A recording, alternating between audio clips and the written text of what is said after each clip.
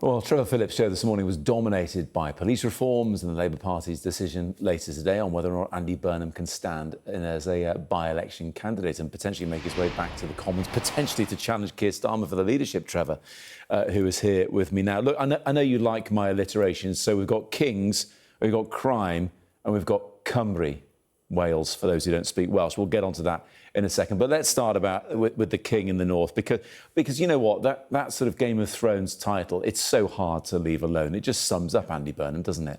Yeah, it is. But the big issue today, of course, is crime. But the hot story, I guess, is the Andy Burnham story. And what we learned this morning was something very interesting. Everybody's been talking as though today is the big day and there will be a committee of the Labour Party that will decide whether Andy Burnham is allowed to run for the seat, Gorton and Denton, or not. Well, that is true. But what Shabana Mahmood also revealed is that it is still plausible that Andy Burnham could be shut out of running for this seat if they decide that they want to make it an all-woman shortlist. They would have to say to Andy, sorry, mate, you know, that whole thing about being a man, it shuts you out. So even if he gets through today's committee meeting, it will still be a couple of days before we know whether Andy Burnham will be running for that seat. Yeah, nowhere near a foregone conclusion. Here's what the Home Secretary had to say about him to you earlier. I think he's an exceptional politician. And of course, I always think we should have all of our best players making their contribution. Isn't it a damaging signal for Labour that Andy Burnham clearly thinks that he needs to be in the Commons as quickly as possible for the simple reason that he thinks the Prime Minister could be gone sometime soon? Oh, well, you know, I'm not the sort of person that indulges in these sorts of hypotheticals. Look, I think that we should take Andy at his word. He has said himself that the best person to be Prime Minister is Keir Starmer. He wrote a letter yesterday in which he said he's coming in if he's allowed, and if he were to win a by-election, his motivation is to make a contribution in Parliament. I think he made a case about wanting to take the lessons of Manchester and apply them in a much more national context and make the case as part of a Labour government.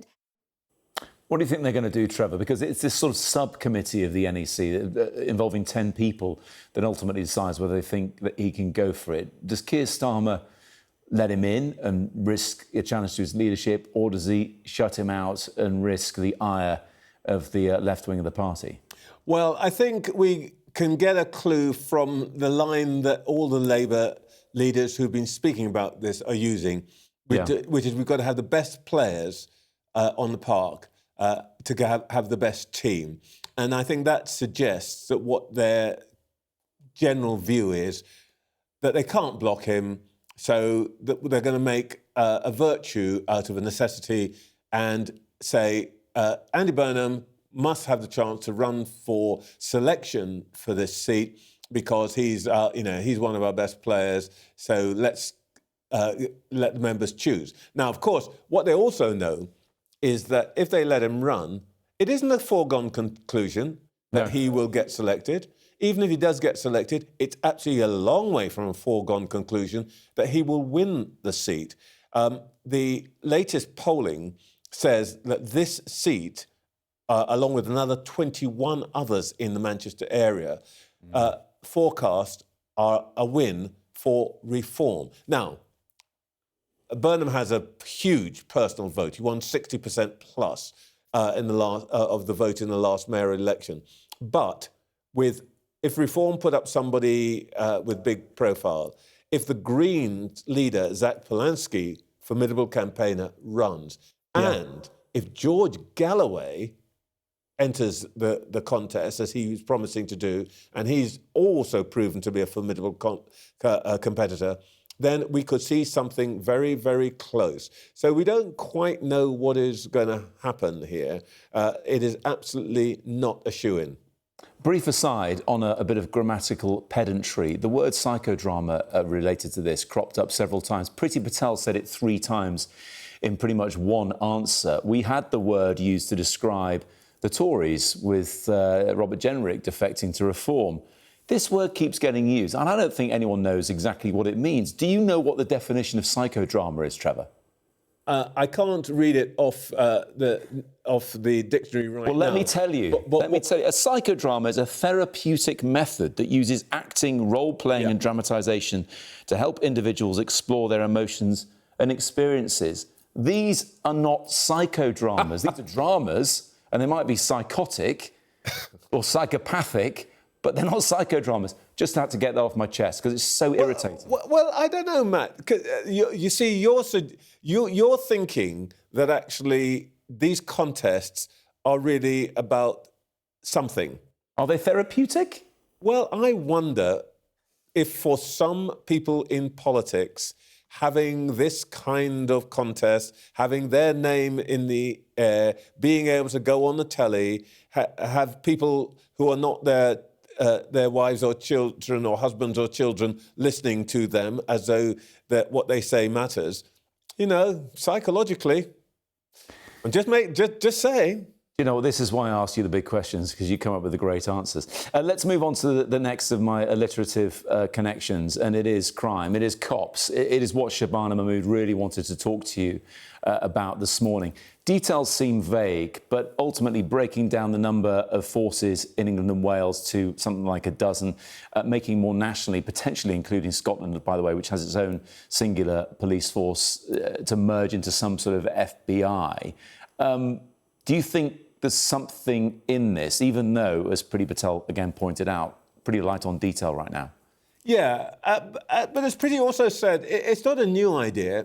People have been talking about reducing the numbers of police forces for quite a long time. And it's, first of all, an economies of scale thing. Why have 43 different forces buying uniforms or buying paper clips or buying desks or cars or whatever it is, when if you had fewer, they could get better bargains? So, first of all, there's a resource issue. But I think there's a bigger question here, which is the changing nature of crime. 50% of crime in the UK right now is fraud. Now, that isn't, and that's all sorts of frauds. It's white-collar fraud, it's people ringing up vulnerable and elderly people and scamming them out of their pensions and so on. Yeah. And a lot of the way that you deal with that has to be technology. It has to be getting to the heart of the organised crime gangs that run it and so on. And in order to do that, you've got to have scale. Because, by the way, in the gangs case, for example, they have big scale. They operate internationally. So, and then there's counter-terrorism. So I think what this is really about is not just about resources. It is also about the changing nature of crime. And I suspect that actually Shabana Mahmood, just going back to our previous discussion, has been pretty smart. She will be what they call flooding the zone with stories about crime. She has done for 3 days. She will for the next 2 days. Yeah. And that, by the way, tells you Shabana Mahmood, of course, she's involved in politics, but she's also a woman who gets things done. And she's dealing with a real issue, crime. And I think this is not just Shabana Mahmood being an effective Home Secretary. This is also Shabana Mahmood saying, I'm a big beast too, when you start thinking about who's going to be the next leader of the Labour Party. Interesting, Trevor, because, you know, a big announcement, a big picture stuff, and some stats show that crime is coming down, but the perception is that a lot is not being dealt with. We spoke to Graham Wetton earlier on, former copper police commentator. Things like shoplifting, antisocial behaviour, burglary. Coppers are not turning up to this kind of stuff. I mean, and then the more serious things about uninvestigated murders, the terrible state of convictions in rape cases, for example. Those are the nuts and bolts of police, and that people feel are not being dealt with, and maybe this won't do that. Well, I agree. And to her credit, she said exactly pretty much what you've just said. And I suspect we'll hear over the next few days two things. One is we will hear the story of her own background. Her family had a shop. She worked in it. Her father got fed up with people coming in and nicking things and menacing them, so he put a cricket bat behind the counter. And I think she will probably deploy that story to remind us that she understands that drunken behaviour, antisocial behaviour, horrible approaches on transport and sexual touching and all of that of women, that these are the things that really, really bother the public. And I think the other thing that we will hear from her over the next few days is that she doesn't want the police to pursue the sort of thing that we read about a lot in some newspapers, which is going around feeling people's collar for an offensive tweet. Just a quick word on Cymru then. Let's finish on Wales. Let's finish on Wales, Trevor, because I know you spoke to Eluned Morgan, the First Minister representing Labour. Labour has always led in Wales, but that is looking like it's shaky ground in May. And we're not going to play the clip because we don't have time. But she was warning that this could precipitate if Plaid Cymru succeed. Their SNP in Scotland, of course. She's warning of the breakup of the United Kingdom. Does she make a point there, or is this potentially fear-mongering because she wants to boost Labour's chances? Well, I think just tactically, she wants to make the point to the Welsh electorate that if they vote for Plaid Cymru, they may find themselves outside of the embrace of the United Kingdom. However, last week we spoke to John Swinney, the First Minister of Scotland, and he made the point that by mid-May we could have a nationalist leader in Edinburgh, a nationalist leader in Cardiff, a nationalist leader in Belfast. And who knows what will be happening in London subsequent to that, other than reform is still essentially holding that 29% of the vote that would make them the largest party in a new parliament. And I think the point that all of these people are making is that the country seems to have lost faith in the two big national parties and may opt for nationalists or, in another way, for the Greens or the Reforms or Reform Party. I think what we're seeing, essentially, is the divergence between the four parts of the United Kingdom, and many people, and I think probably including myself, think that would be a very, very bad thing. Trevor, you'll notice I've studiously avoided using the title and just stuck to Trevor because I know your 9 brothers and sisters take the mickey out of you when it gets used, don't they? They do, Matt, but you get special dispensation because you and I have we do the bromance thing on Sunday morning, so nobody minds that. Here we go then. Sir Trevor Phillips, thank you very much for your time. Good to see you.